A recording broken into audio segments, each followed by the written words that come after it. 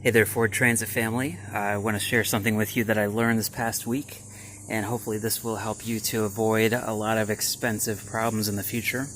Anyways, I have a friend. I live in Dearborn, Michigan, which is the home of Ford, and a friend of mine works for Ford, and he also has a Transit, and so he called me this past week to ask me if I had water leaking into my engine compartment. And so I had never thought of this problem, but he was experiencing this problem in his, so he wanted to come by and see if I was having the same problem. So he came to look, and he said the wiper arms have a gasket here, and if it's gone, damaged, or missing, water will come down your windshield, and there's just a big gap right there, and it will go right in there and drop on your engine and all kinds of electronics. And so I looked, and I found that this one was here, but on this one it was just missing. It was gone, and I don't know if that was because of the service department or someone that worked on it took off the wiper arm and didn't replace it, so that was gone. And sure enough, water would come down the windshield and pour. You can see there would be a hole right there, so just right below that is your computer and wiring harnesses for the van. So when we were in here, I started looking at some other problems, and I noticed that the water runs down and it goes in this cowl, which is like a trough, and from there it comes down a spout which is about the thickness of a penny, here on this side and here on this side. And so water fills up this cowl, and then it drains from there. You can see it drains through a little hole, which obviously gets filled up with stuff. And the problem is that the tray that it's supposed to drain into is there's that hole there. You can see the little crosshair. And it's just too small, and it does get filled up with dirt, mud, and so that gets blocked up, and that's why water just sits in there.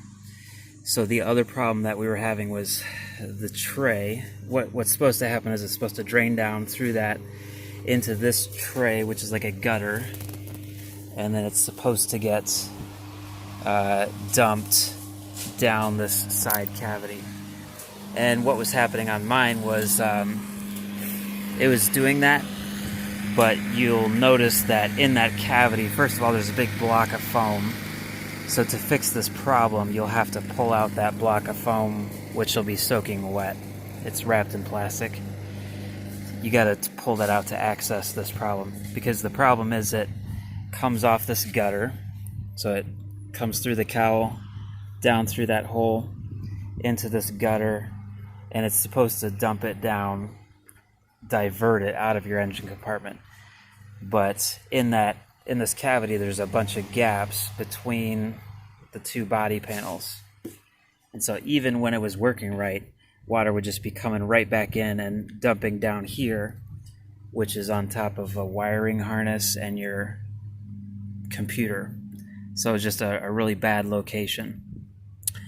So what I had to do, I could not get this to reattach. It had popped down, and if it just pops off, what happens is all the water from your windshield comes down, goes down there, and then it's dumping right there just all over all these electronics. So it's a really bad design to begin with.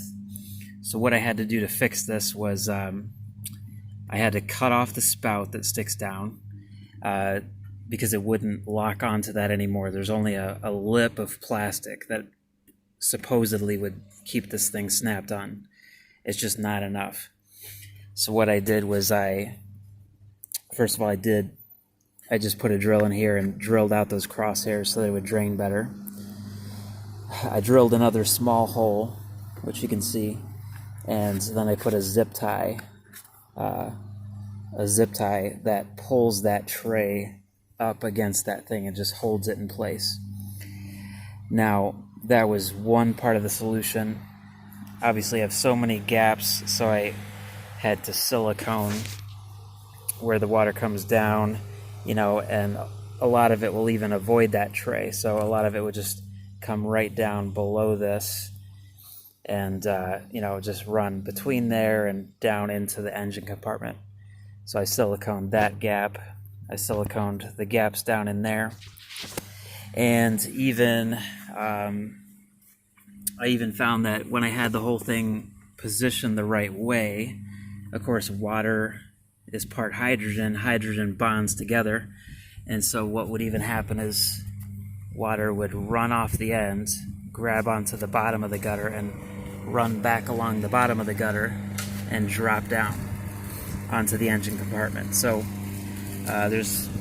what I had to do was just take a piece of aluminum flashing, just snipped a piece of it and squished it up so it's basically it's just touching the bottom of that, so that any water that comes off the bottom of the gutter will hit that aluminum flashing and continue down the direction that I want it to go.